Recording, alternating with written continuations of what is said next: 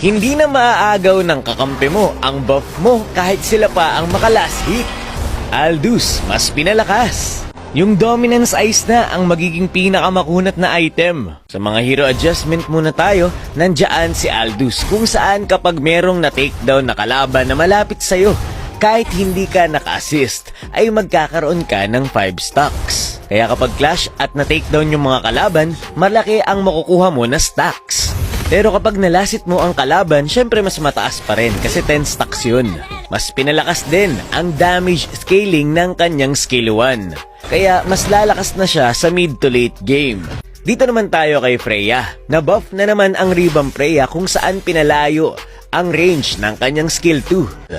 Kung nalulungkot ka dahil wala ng shield ang kanyang skill 2, tignan mo kung gaano kalaki ang kanyang HP recovery kapag siya ay naka-ulti. Kahit Tori hindi siya matitake-down. Basta may ulti siya. Dito naman tayo kay Angela. Kapag inotoclick mo ang ultimate kay Angela, ang masasaniban mo ay yung kakampi mo na may lowest HP na active pa in battle.